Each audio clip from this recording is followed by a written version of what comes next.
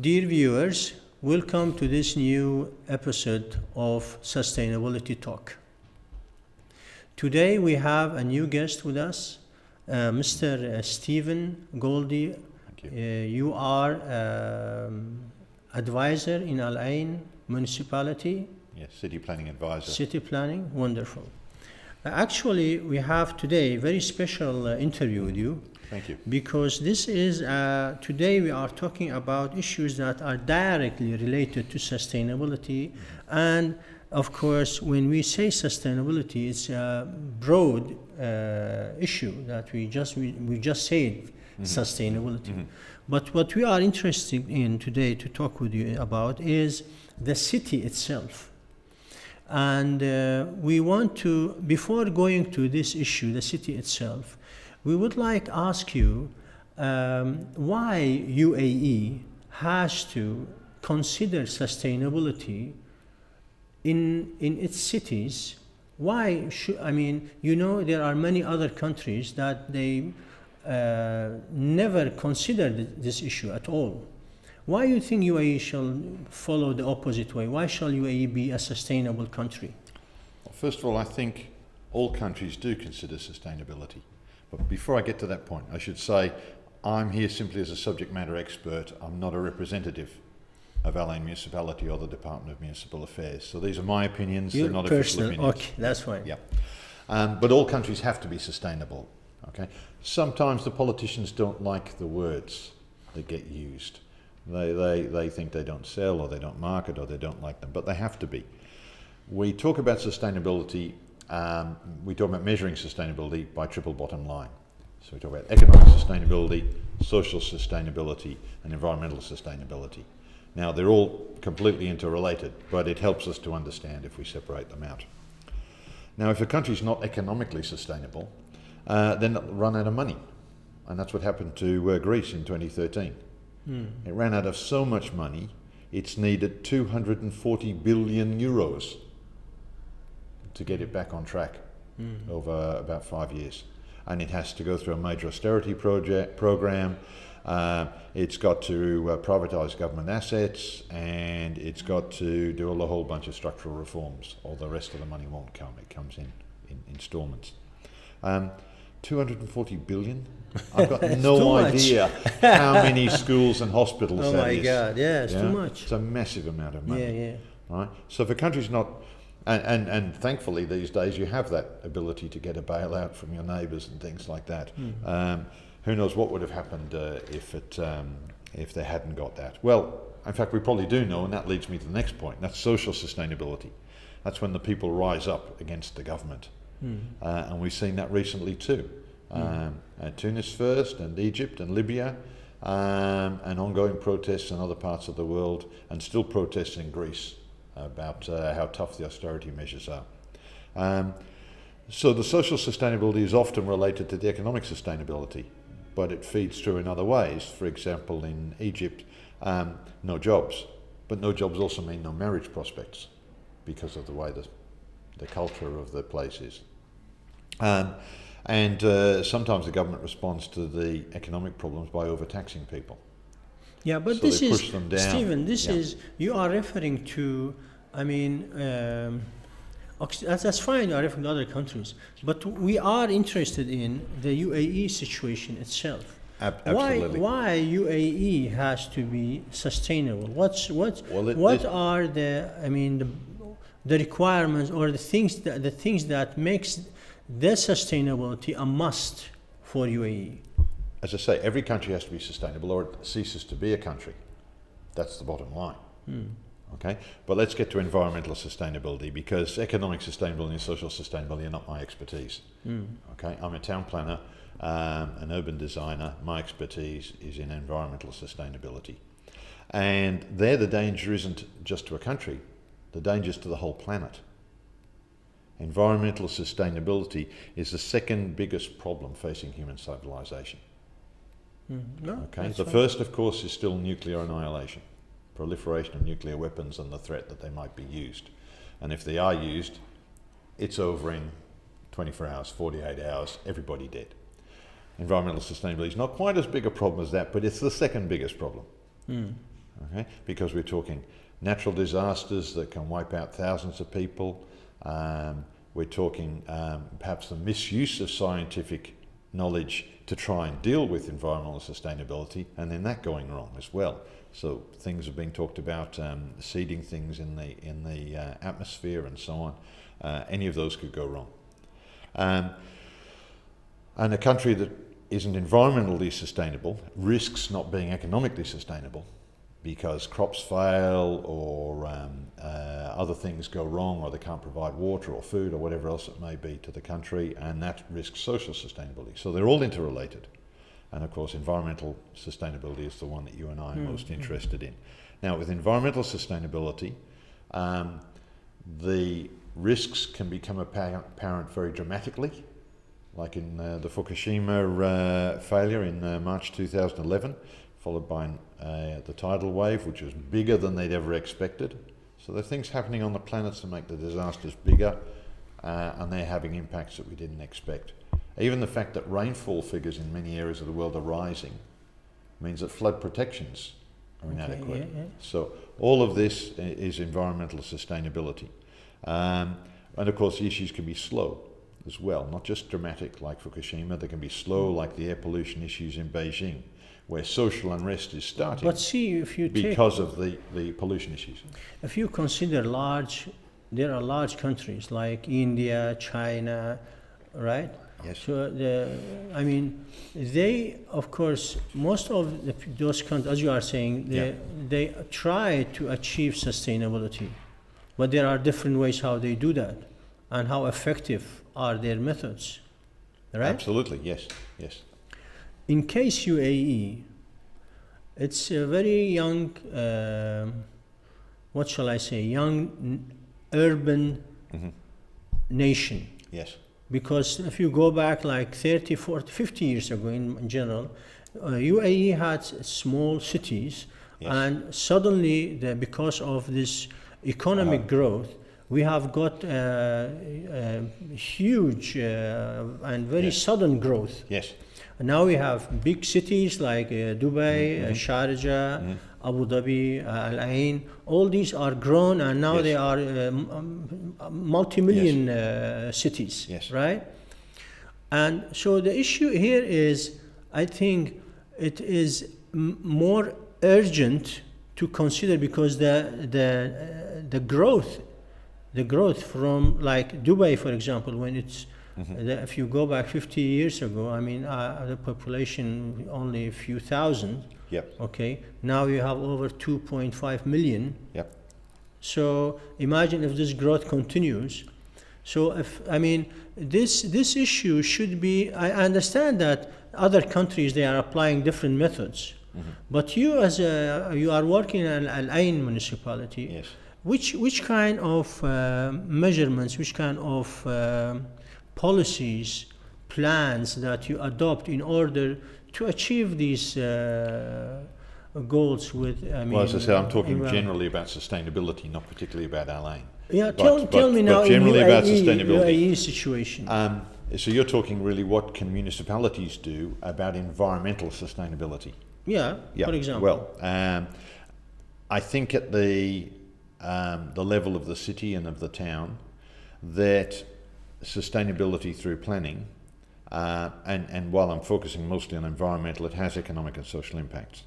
It comes down to, I think, four main things: environmental protection, walkability, public transport, and robust and lovable buildings. You get those four things right, you're pretty well on the way to having a sustainable town or city.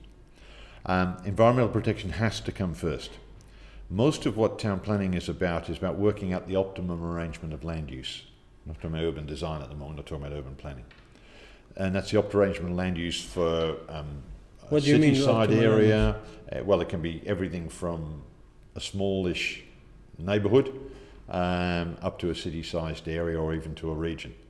The optimum arrangement of land use, where are we going to put the major infrastructure, where are we going to put the town centres, where are we going to put the residential areas, and importantly, what land are we going to protect, what land are we not going to develop. So that environmental protection issue must come first, because you have to separate that out before you start to work out the rest. But shall we divide these in zones, or shall we mix them? Oh, no. If you consider sustainability. Yes, no, absolutely. We're talking mixed use.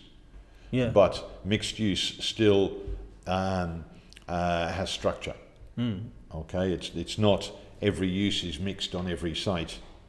Okay. In every shape and form. Yeah, That doesn't happen. Sure. Okay. A town centre will have retail and commercial at the ground floor, and perhaps residential above. But a city centre will have commercial and retail at the ground floor, but offices above, and major hotels, and some residential. The mix is different, and there is no one size fits all solution. Every town planning solution is a bespoke solution for its time and its place. Every urban design solution is a bespoke solution for its time and its place. The minute you start to say, oh, I'll do this the same as I did that, then you're on the wrong track. So you mean, for example, if this terminology, the mixed use or the intensive land use or such, we can't use a model that, for example, if we see such model successful in Barcelona, for example, we can't use the model and just do something like that? No, I don't think so. I don't think that copying the street grid in Barcelona, copying the urban design standards in Barcelona, copying the particular land use arrangements in Barcelona and rebuilding it here would work. It's a different culture. It was done in a different time. It was done for different reasons. The climate is different. What you look at is what are the essential principles underlying why old Barcelona is a success. Right?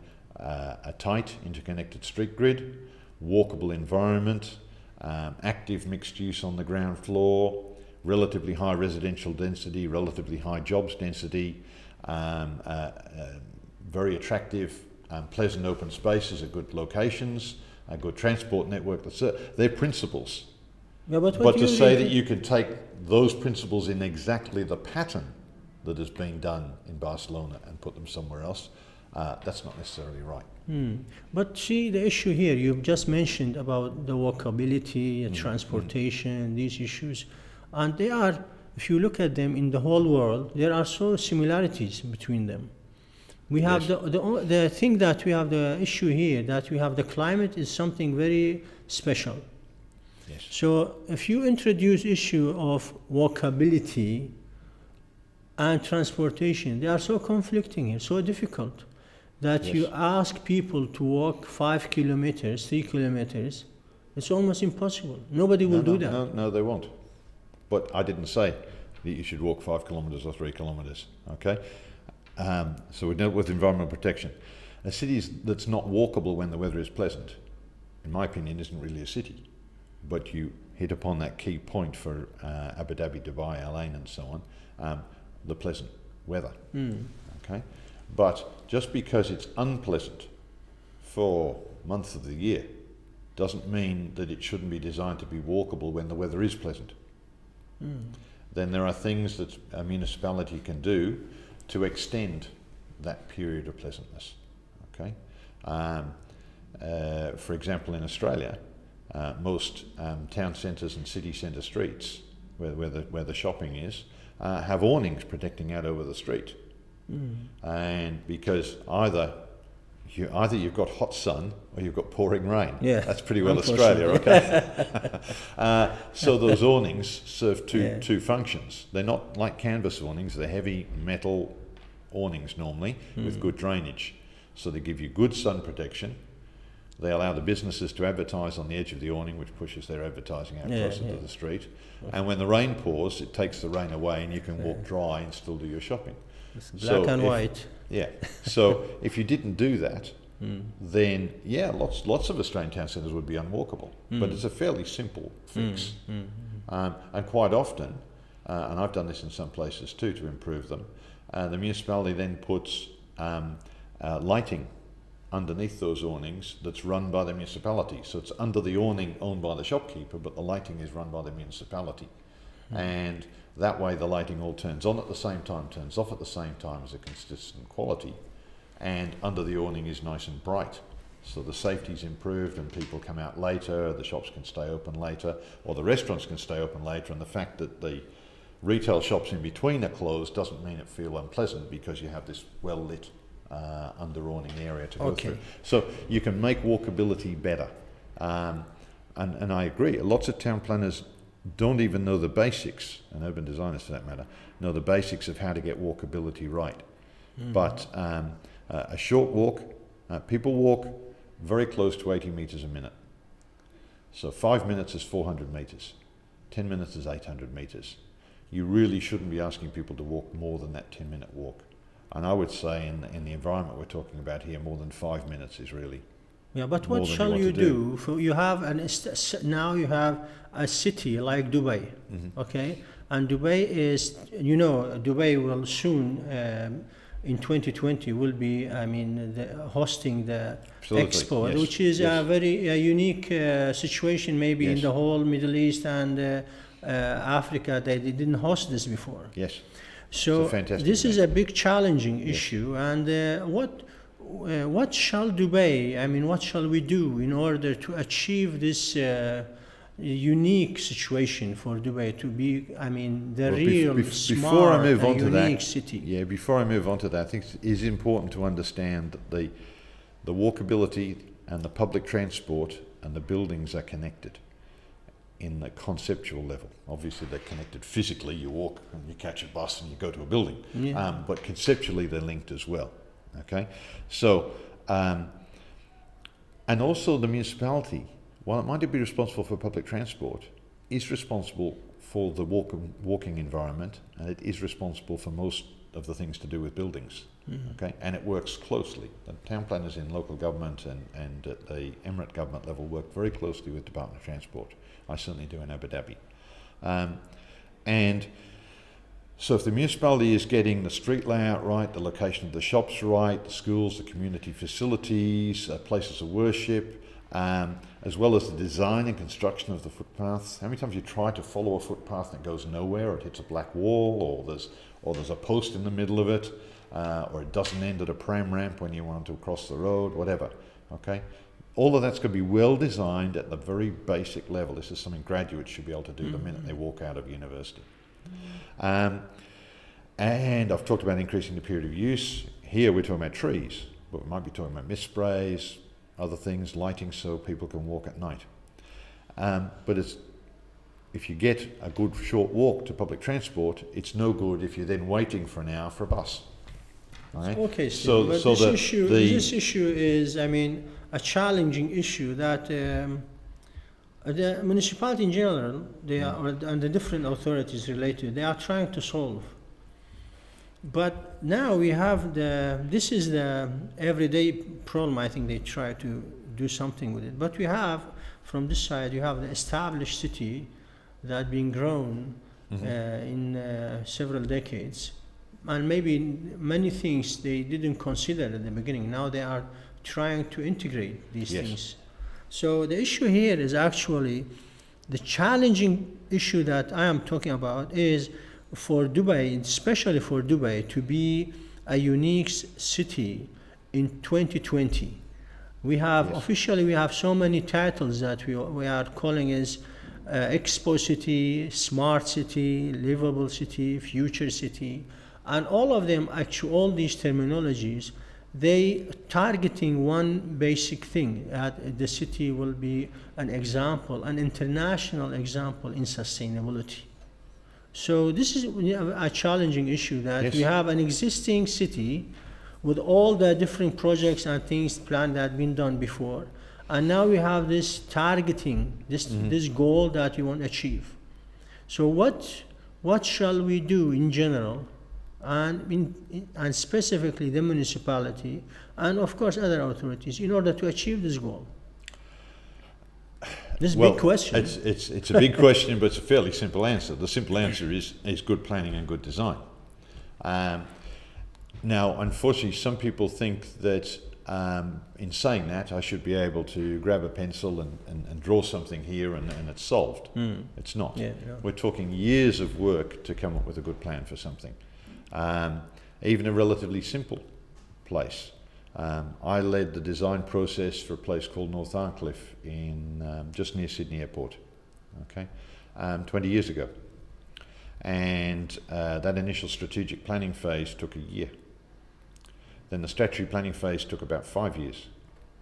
Then once the government rules were set, that's the statutory planning, once the government rules had been set and agreed, there was this period where the land, the 3 or 4 big parcels of land, developers got involved, they changed hands a little bit, one sold out, one, these sort of things happened. We call that the development facilitation stage or the middle stage. And then of course it ended up with Australand, who had done a fantastic job with Cox Architects of implementing the plan. And so now you've got the initial buildings preserved, 1830 beautiful house by John Verge, one of the best buildings in Australia, a delightful crescent of 6 to 12-storey buildings around it, a new railway station on a new railway line intersecting an existing railway line. Within 10 minutes you can get to a massive component of Sydney. It's certainly within 20-30 minutes you can be in almost any part of Sydney by train from there. All of those buildings, at the moment nearly 1,700 residents, are easily within a 5-minute walk of the railway station. From their front door. Can I just go on 1 second, okay? Because I looked it up. 65% of all journeys from that collector district in the census are by walking or public transport, compared to 28% for Sydney. Great design gives you can perhaps find a photo online and show people. Great design gives you both an iconic place, a lovely place to be, a lovely place to live, because you've got shops, places of worship, public transport, recreation, and everything else you need within close walking distance. So this is what so you you are can trying do it, to but say. you can do it, but you've got to have the right design team and let them get on and do it, and then build on it and implement it. Yeah, okay? but this is this something that we call it livability, right? Shall we use the terminology that by livability, if we use it as a concept where we measure our steps, that all different authorities, all different involved people who are involved in designing the city toward the sustainability, that we use the livability in the city, as you mentioned, all these concepts referring to how livability you are, how much of livability you are achieving. Terminology is very important. Okay, it is important, but it doesn't come first. What comes first is working out the right answer for this place at this time. Then you have to present that plan to the public. You have to get public support for it. You have to get political support for it, of course. Okay, and that part of the process involves choosing terms that explain that plan to the public in a way that presents its best face. You wouldn't present its worst face. So you need to do that. Okay. Now, that's not just a public relations exercise, because you're not selling soap.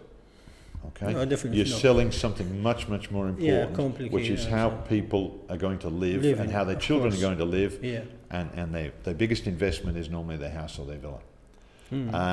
So it's critical that you're explaining it to them and you're being honest in how you explain it. But the use of terms is important. Now, livability is a good term. The new urbanism is a great term. Yeah. But the new urbanism by itself it's just a term. I've seen people, transit-oriented development. Yeah. I've seen people put plans, qualified town planners. So use different terminology. Yeah. I've seen qualified town planners put plans in front of me and say, we're doing transit-oriented development. And then when I refer to the correct page in Peter Calthorpe's book, okay, the next metropolis, the plan they present looks nothing like it. They've just taken the term and drawn what they want to.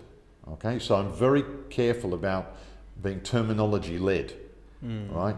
I'm a town planner, I do good planning, good urban design, and then as part of that process work out how to explain it to other people. That's where the terminology comes in. That's good. Okay. Now you did touch on what we should do in Dubai, I think. You're flying around. Yes, okay, we're moving around a bit. But there's a lot, town planning is always complex and interrelated. So the World Expo is not going to just showcase Dubai, it's going to showcase the whole of the UAE. Because people will come to this country for the first time. They might come in through Dubai, a big proportion of them will go for a tour. I hope a lot of them will come to Al Ain because it's beautiful and worth visiting. And also economic, social, environmental sustainability are very big issues. Now, I don't actually think the UAE has a lot of economic or social sustainability issues. Mostly it's about environmental sustainability in this country. And so big events like World Expo can help us focus on that environmental sustainability. That's a bit of what you're doing in asking these questions. And you've already pointed out the great achievement of the UAE in creating all these beautiful towns and cities out of almost nothing in just 2 generations. Yeah, so it's that's a phenomenon fantastic. itself. Yes, and that's worth celebrating in itself. Let's just go back and think about, perhaps from a town planning point of view, the most famous World Expo, which was the Columbian Exposition of 1893. And that was celebrating the 400th anniversary of Christopher Columbus going to America, discovering America. The fair was mostly designed by Daniel Burnham and Frederick Law Olmsted. So again, famous names in town planning in themselves. And what they introduced was the City Beautiful movement. That expo brought the City Beautiful movement to the United States. And many people think modernism overtaking the City Beautiful movement in the interwar period of the 20th century was in fact a mistake, because the City Beautiful movement gave you walkable streets, mixed land uses, beautiful buildings. Green mostly they were tram based, and City Beautiful, they had green spaces and so on that they were lovely to be in. The modernism, you lost most of that. So what should we do? I think a concerted effort by a small expert team of urban planners and designers, supported by architects and engineers, should really look for the solution of what would be an environmentally sustainable urban form for this area. We're sort of copying the big cities of the world. Yeah, Okay, but this Tokyo and you are New York, rising actually. is that very really big, the right form for here? This is a big challenge for the UAE and Dubai especially to achieve. We hope we will do it soon. Okay. We have very short time. Okay, I have to say thank you very much for coming here and giving us this wonderful information and input. And I hope to see you again. Fantastic. All right. Thank you very much. Thank you very much.